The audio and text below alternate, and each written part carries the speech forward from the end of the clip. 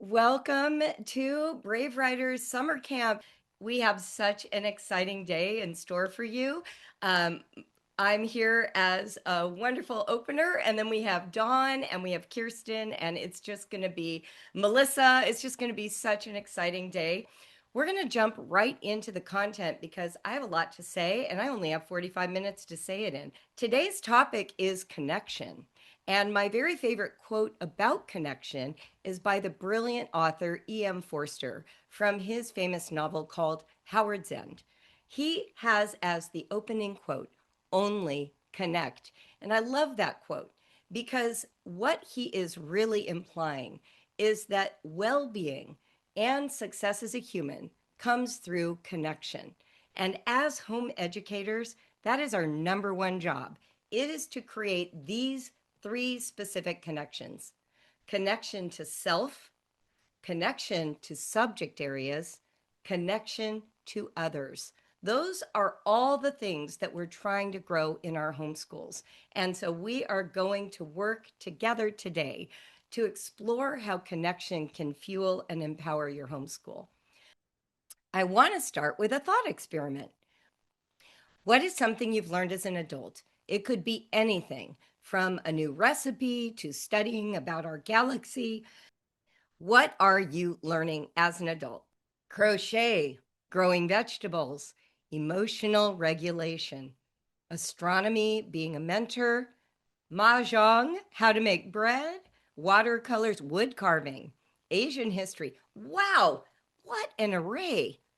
It's really interesting that you guys are all trying to learn things. I mean, aren't you sick of school? How many of you left college and you heard someone in your life say something along the lines of, glad that's over. I am never reading another book, or glad that's over. I never want to be in a classroom again. Anyone, have you said that? Have you heard that? A lot of people say that after school. And yet, whenever I encounter adults, they're always learning something. They seem to be engaged in some kind of project. It's very interesting to me that adults want to keep learning, and they learn because they want to. I want you to think about some of these questions as we're chatting, okay? First, what made you want to learn that subject? Why is crochet worth learning?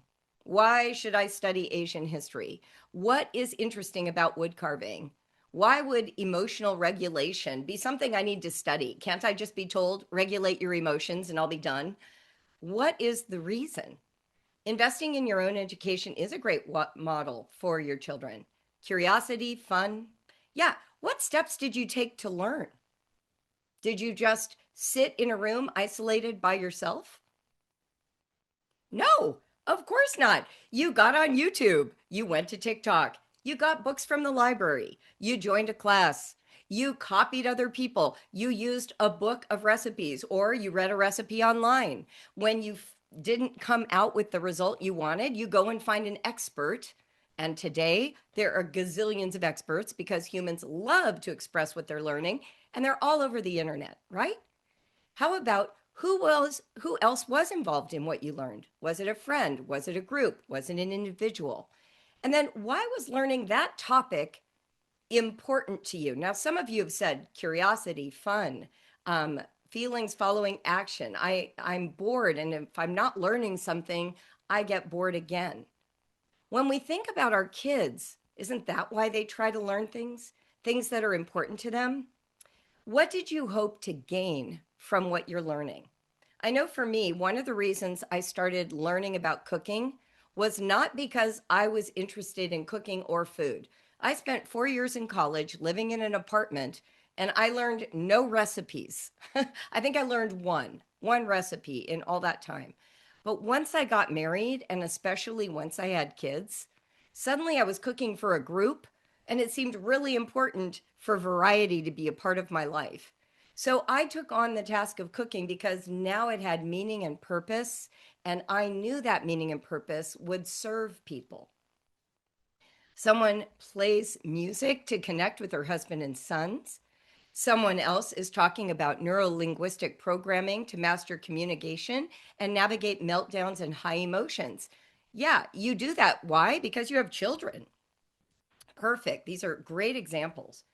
One of the things that research has shown is that the brain is social and meaning driven. In other words, we don't like isolation, we like community.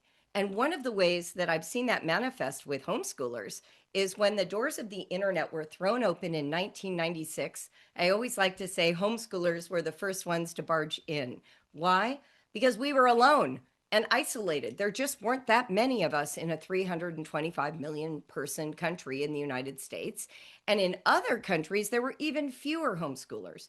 So we all jumped online because we are social creatures and we were driving for meaning. We wanted to make sure that the education we were giving our kids was effective and adequate. Curiosity is the gateway to learning. You see someone's beautiful crocheted lace and you think, I wonder if I can do that. You realize that you did 23andMe and part of your DNA is Asian. You want to understand your Asian history. Maybe you are learning about emotional regulation because you're curious if there's a way to help your child that is soothing and not punitive. Curiosity is the gateway to learning. Curiosity naturally leads to purpose. Once you've established, hey, crocheting sounds like a really interesting thing, you start thinking about why you would crochet. Sometimes it's to pass the time, maybe to stop scrolling, maybe to get busy. Sometimes it's to make gifts for Christmas. Sometimes it's to decorate your house. But we always find a purpose, even if that purpose thing seems thin compared to like saving the environment or the world, right? There are purposes embedded in every learning journey. And with kids, it's really important to identify what that is for the child, not for your perspective about that child. We're going to learn more about that today. Knowledge comes as we establish our purpose. Once we have a purpose, we absorb and retain what we're learning. If there's no purpose, it is like bouncing off your body. I'll give you a great example. Think about being an American who has to file a tax return each year. I had zero interest, no curiosity, and the only purpose I could find was the law. Like, if you don't do it, you'll get in trouble and you'll be punished and have to pay more money. So here's what tax filing looked like for me every year, learning it over from scratch. Now, especially before TurboTax days, I went in with complete dread whenever I had to do taxes. Eventually, I hired it out because that's how much I did not enjoy it. I was complying with the law. How much of your homeschool do you want your child to think of as filing taxes, as complying with the law of a parent? Rather, if we want our kids to flourish, we have to minimize the number of things they have to do and start maximizing the things they do out of curiosity, purpose driven, knowledgeable. As they gain knowledge and competence, their satisfaction with themselves and their interest in the topic will grow. Often, those experiences are embedded in a community. Not always. Some of you have your kids in a hybrid school or a co op, and so they will have a social component to what they're learning. But even if you think about being on a sports team or acting in a theater community or participating in some type of group expression of that activity, like if you are studying the stars, it might be interesting to go to an observatory and hang out with real telescopes and people who are obsessed with the sky. If you have a child who's interested in poetry and you find out that your library has a poetry slam for junior high, like my library did, then your kids get to take their competence and knowledge and put it in the context that is social. This is also true for gaming. That's why our kids join teams or go to card shops. And then finally, once we have learned something valuable, we often use it in a service capacity. We make meals for people. We paint paintings to share with people. We build something and use it in its correct capacity. Once we have competence, we find a way to express it. And one of my favorite ways that I've seen human beings demonstrate that this is so true is YouTube. Anytime I need to know how to do something like change the water filter in my refrigerator, I go to YouTube, and hundreds of kind souls have taken the time to videotape themselves, explain, caption, and demonstrate this activity I need to do. Why would they do that? Because they were curious, they found a purpose, they gained the knowledge and competence. YouTube is a community, and they're offering a service. In other words, connection comes from all of these properties. How are we leading our homeschools then? Are we connecting to a question that a child had about something? Are we connecting to a child's need to know? That's very different than your need for them to learn. I want you to hear that difference. Are we responding to their curiosity? Are we participating in a community that uses those skills? You know, sometimes the community is just your family. When we read aloud and we do it with 4 kids or 3 kids or even just 1 or 2 kids, we are saying reading benefits all of us together. We are sharing this story together. We will have conversations about these characters together. Same thing when we're watching a movie, community experience. Same thing when we all truck down to the art museum, community experience. Are we making a child's life more meaningful and purposeful as a child? That is the key to leading our homeschools.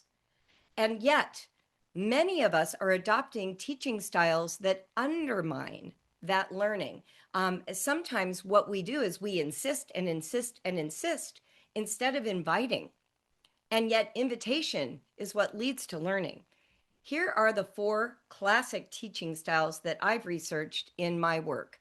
And right now, I'm working with a charter school in California as a consultant, and I was especially intrigued by the instructional models that I've listed here. So let me share what those are.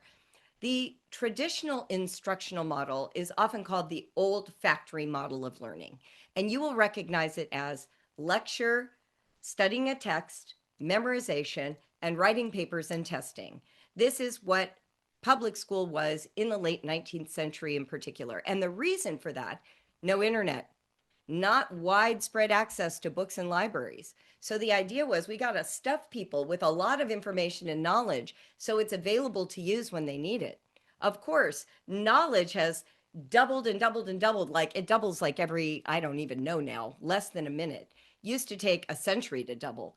So there's no way we can stuff people with enough information for them to be the resource. We have to train them to use resources to get the information they need when they need it. So that old factory model has kind of been on the way out. The second model is like the modern instructional model, and that's more like school today. Teachers still do a combination of worksheets and lectures and testing and memorization, but they also have beautiful activities, field trips, unit studies, immersive projects. They are trying to bring some of the more modern ways we understand learning into the more traditional format. The third model of teaching is tutorial. And you see this in like a Sylvan Learning Center or a math tutor you hire. It's a side by side expert with a student who is supervising targeted practice and often really trying to drill down into that child's specific way of learning.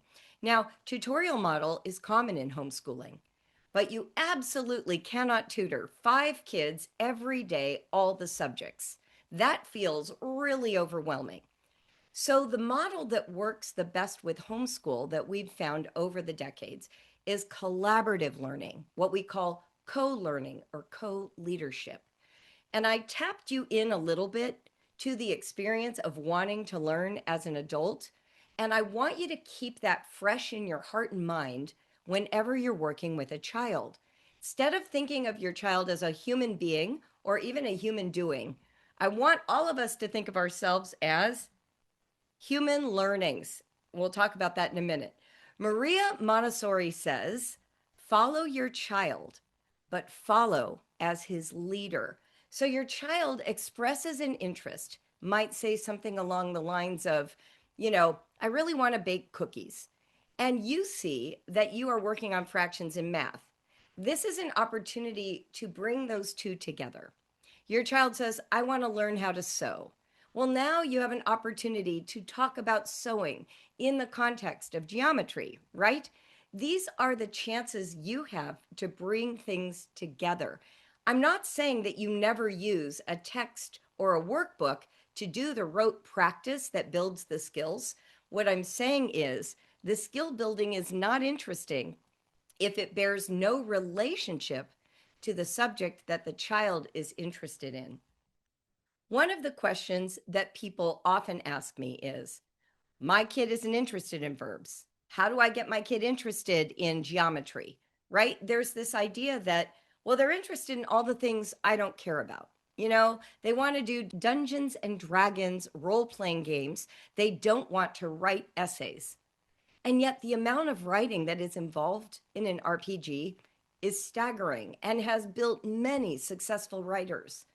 So, when we're talking about something abstract like grammar, we want to tie it specifically to something practical that the child values. You're the parent, the adult who knows more. Kids can't be curious about what they've never encountered. So let's say you're reading a book, and we do this in Brave Writer all the time. You're reading a book, and along comes a really interesting verb. The paint splattered. Okay, the word splattered itself is fun to say because it's an onomatopoeia. Splat is the sound that the paint makes when it lands on the ground, and now we've turned it into an action word. You could pause and say, this word splattered is so funny. Should we pause and go drop something and see if it makes a splat sound? Because that's this really hard to spell literary device called onomatopoeia. And oh, by the way, they turned it into a verb. Did you know you could do that? A verb is like a word with action.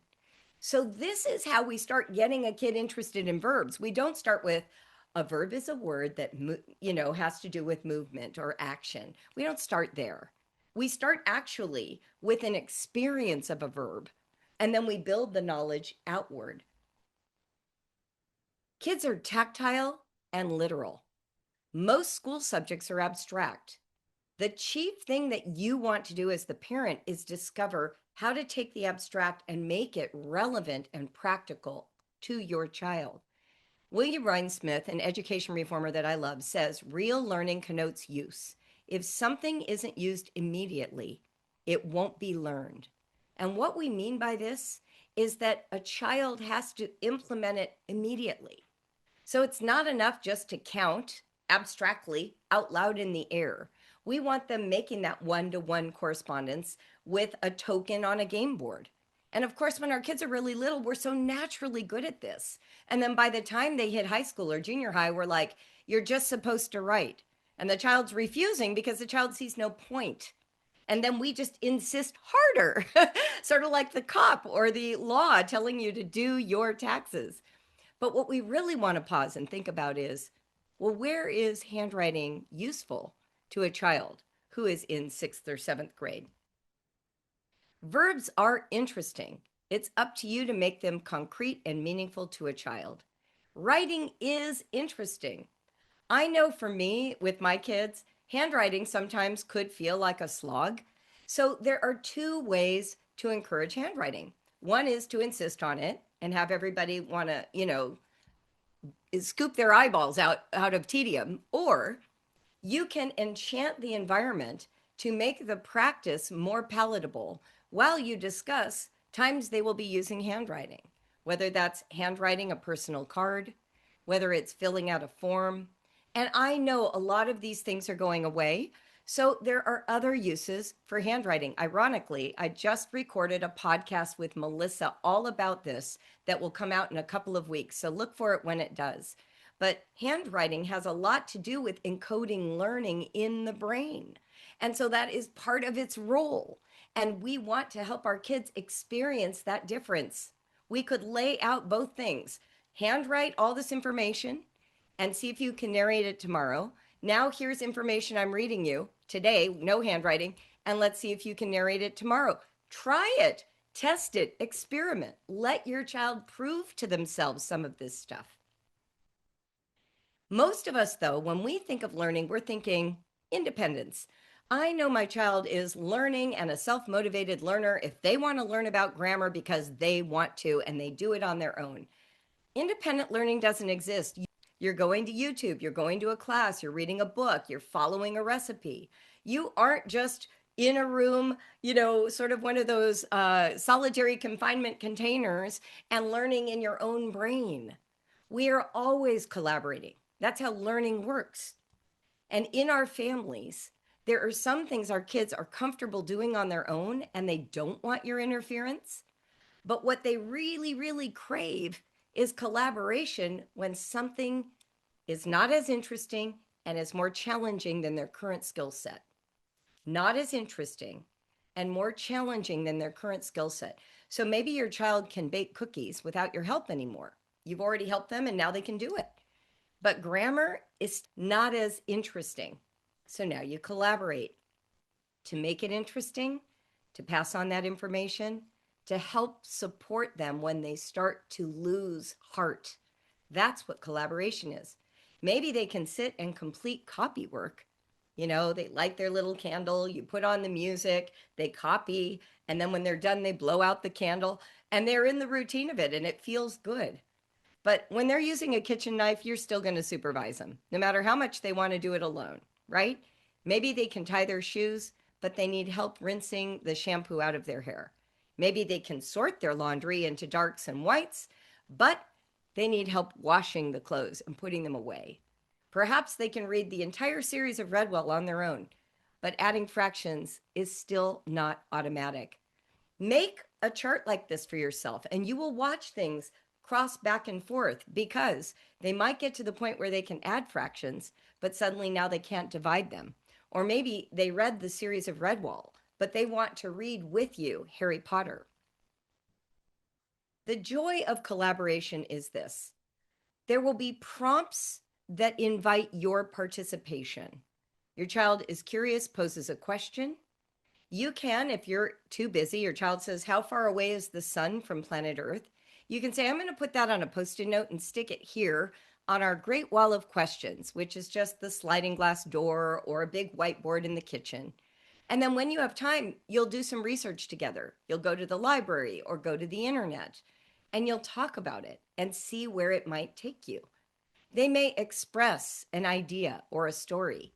You catch them in the act and jot it down and read it back to them later.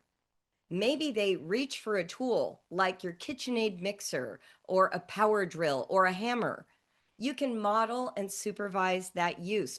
Psst, a true hack in homeschooling is inviting your kids to learn how to use the tools adults use. They love sewing machines. They love hammers. They love saws. They love anything that smacks of adult technology. That's why they love the computer so much. Third, maybe they're into games. They are trying to understand the methods, the rules, and the worlds of those games. Read those directions with your child. Help them apply the rules, play the game with them, explore that world in detail. Media. Perhaps they're watching TV, YouTube, streaming. You can watch together and pose meaningful questions. One of my favorite things to do is to watch something like Bluey with my kids, with my grandkids, obviously, and notice the vocabulary differences between Australian English and American English. That is such a natural way to start talking about words and definitions and different regions of the world. So much less stuffy than a vocabulary worksheet. And then finally, your child is going to move a pencil or a crayon or a piece of chalk at some point, and they're going to want to read. And you can be that enthusiastic reader of the card they wrote, the story, the facts, the outline for their RPG. Your job is to be the joyful recipient of what's on offer, not the evaluator that tells them what they're doing wrong, right? That is your job. Collaboration feels good. If it doesn't feel good, you're in coercion. Coercion does not feel good. Collaboration feels great. We need confidence in our children's competence to learn. Here are three truths. Kids know more about what they want to know than you do. You know more about how to know more. That's what you know. So your child says, I want to learn vintage dance. You know how to do the research, how to find the troupe, how to pay for it, how to drive there.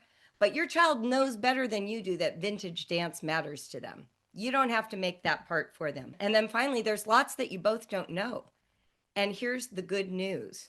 You both can learn what you don't know together.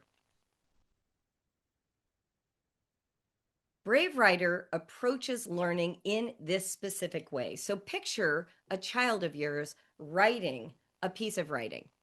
The typical instructional model that we talked about earlier is a teacher going in and correcting all the mistakes. Have you ever had a teacher put in periods, correct spelling, write something like vague, weak phrasing, more detail, or just put one of those squiggly lines in a question mark? Anyone have that?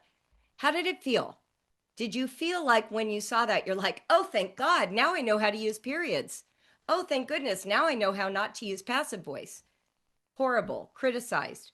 Did anyone feel like, wow, if I didn't have that on that page, I wouldn't know how to do it? Okay, here's what's really crazy. They did research in the 90s that showed that the comments a high school English teacher makes on an essay for a student have zero impact on improved writing in the next essay. Not 1% impact, not 20% impact, literally zero. Teachers are spending their entire weekends, I know because I was married to an English teacher, grading hundreds of papers that will produce no benefit to the students. That's insane. Why are we doing that? Here's what it proves when a teacher corrects a student writing. It proves the teacher knows where periods go. The teacher knows what passive voice is. The teacher knows how to spell. How is that useful to a child? What's useful to a child is using the knowledge they have. And then when you discover what they don't know yet, you practice for that experience. So in Brave Writer, students are only ever responsible for what they know, not what they don't know yet. So when a child is writing like a paragraph and they're about to hand it to me, I don't read it. I make an editing guide with them. And you can see the one I made for Jacob right here. I say to him, after all these hours he spent doing copy work and dictation, which is Brave Writer's primary strategy for learning spelling, punctuation, and grammar, I say to him, okay, how comfortable do you feel with capital letters? Really good. Okay, great. I'm going to put that on your editing guide. What about end marks? Do you feel you could reliably know when to use a period, an exclamation point, and a question mark? Yes. I know you're struggling with the word because. I'm going to stick that on this card so that each time you see it, you can just double check to make sure the word you wrote matches what's on this card. And then finally, because we're just starting to work with apostrophes, possessives, and contractions, give it your best shot. See if you can identify where some apostrophes go in case you left some out. And now here's what's going to happen. He's going to go through his own writing and make adjustments using this as a guide and ignore everything else. All the other misspellings I don't care about. Commas and semicolons, don't care about. Quotation marks, don't care about. He is only going to apply what he knows. And then I'm going to go back and now read what the changes he's made, and I'm going to pay attention to what he doesn't know yet. I'm going to design some targeted practice for the future for those things. I'm not even going to mention it to him. I'm not going to say, well, you really don't understand quotation marks, or you screwed up here, it should have a comma. Who cares? No one's ever going to see that piece of writing. So this is just a source of information so I can collaborate with his skill building. It is not a referendum on his abilities. It's not a test. It's not worthy of evaluation. It is worthy of collaboration. Students practice and build stamina and knowledge over time with targeted practice. And that's what Brave Writer does. We have skills trackers in the back of every single one of our quills, well, our darts, arrows, boomerangs, and slingshots to make it easy for you. So you don't have to remember what are all the things they need to learn how to do. You can create a tracker with your child and send that with them when they're editing their own work. When you use our program Growing Brave Writers, which is the spine of Brave Writer, you will understand that we work from this principle throughout. When we teach revision, we're not trying to improve the writing necessarily. We're trying to get kids comfortable with playing with the writing, moving things around, altering the original. Most schools treat revision like improvement, like, well, the thing you turned in wasn't quite good enough yet. Let's make it better. But every professional writer I know sees revision as a chance to mess with the writing. You've got all these wonderful words out of your body onto the page. How can I see what new possibilities they could yield? So we have a whole section called low stakes revision, where we're rolling a dice and saying, okay, the number 3 came up. See if there are 3 things you want to change. See if there are 3 adjectives you want to rewrite. One of the techniques we use is take this original and turn everything into a lie. Well, clearly, writing a lie is low stakes because we're not expecting it to be perfect, but we are asking our kids to make revision decisions, and they will. They have to evaluate every word and figure it out. So when we think about growing a writer, we are always thinking about the skills they are building, not the results they're producing. I think that's a mic drop. We're not thinking about the results they're producing, we're thinking about the skills they are building. And we want to do it in such a way that it interests the learner, not that it satisfies the teacher. So when we open our Brave Writer coaching classes, these are our online classes, or when we're training you to coach your own child, we start from the premise that every child is a writer already. It's our joy and job to draw out those words that live inside the child. So we give you processes that do that. We don't just say, here's what you should write. We say, here's how writing happens inside that very nervous body that is yours. And as their coaches, we're their readers first, not evaluators. We collaborate with your child's goals, and then we offer insight and expertise as support. So if your child is writing for a role playing game, or they're writing a card to grandma to thank them for the bike, we collaborate with their goals. We don't tell them what they should be writing about. We help them succeed at writing that thing. We create safety for risk, and we see all attempts as important, even the ones that don't quite work yet. And then we celebrate a child's milestones. Hey, you moved the pencil across the page. High five. Hey, you wrote for 7 whole sentences. You used to only do 2 or 3. That's amazing. Hey, that is an amazing word pair. I could immediately visualize what you were talking about. Hey, you went through and edited. Amazing. Everything is celebrated. Nothing is called out as falling short. The problem for kids is that we load them up and then they get anxiety because the instructional teaching model says that the instructor knows everything, the child knows nothing, and the instructor is going to tell that child what they're doing wrong. That's the model. Too much concern about how well one is doing in a task sometimes disrupts performance by loading short-term memory with pointless, anxious thoughts. If you had to force yourself to do something, you are less willing or less able to exert self-control when the next challenge comes around. So here's what's going on with your kids who refuse to put the pencil on the page. They are filled with too much anxiety, and there's been no meaningful connection of putting the pencil on the page. One of the things I love to say, especially to junior high and high school kids, is, hey, we're going to work on building your stamina for handwriting, because today with AI, a lot of evaluation comes through handwriting. It's a way to prove that this original voice that's yours, that we don't want AI to steal or misrepresent, can come through you honestly and accurately. You will also notice that when you are handwriting, the thoughts that you have become clearer to you and more meaningful to you than when you just say them out into the air. And so we're going to work on that, but I am going to let you set the pace. And by the way, I'm going to handwrite at the same time. When we do free writing, we're both going to take the same writing risk. I don't even need to read what you're writing. You can write whatever you want during the 6 minute period, or 4 minutes, or 7 minutes. And then we're just going to stick it in a folder and we can decide whether you ever want me to read it. But right now, we are going to build stamina because I know it's good for you, but I also want it to be low stakes. I'm not going to evaluate you. That's not the goal of this. This is the way Brave Writer approaches writing. And let me tell you, we are almost 27 years into this thing. I started my very first unpaid group in the fall of 99. So 27 years. And the feedback we get from these families who followed our process is that they suddenly caught on to what homeschooling is, not just writing. Because this is about being a learner at home, not being a student in a school.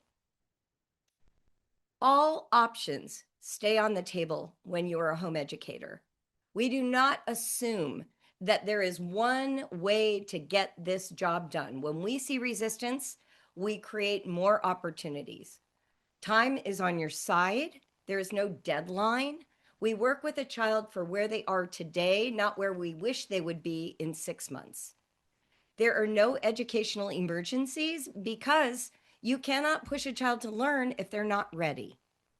The wave of anxiety that your child is having and that you're having, it will pass.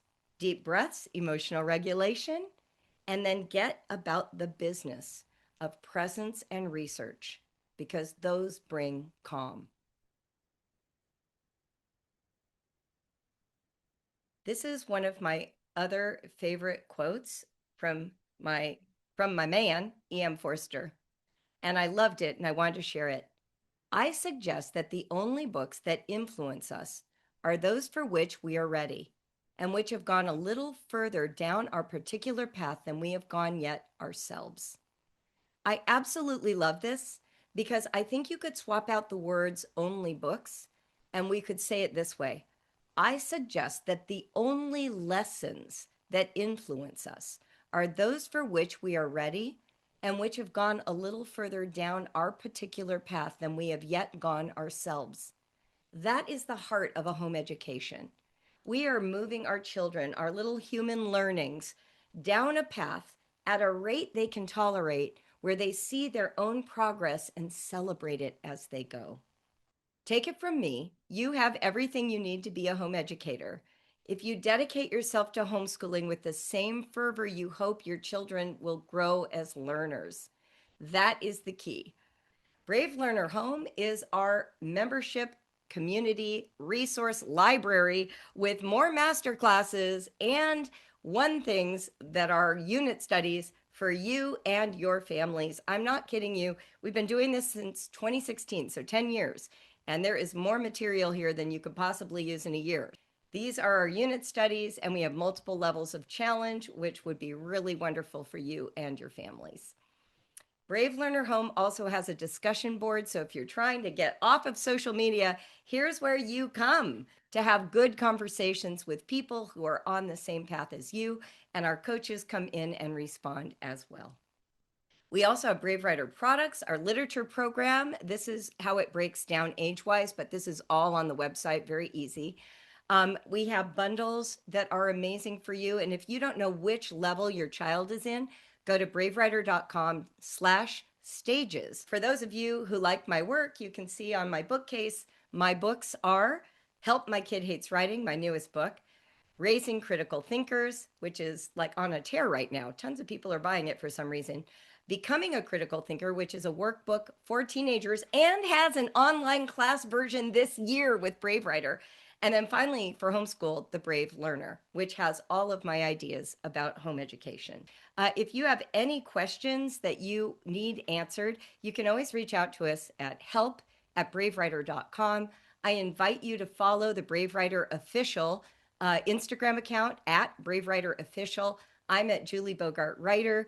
And as always, we love to serve you. Thanks, everybody. Happy summer camp. Love you.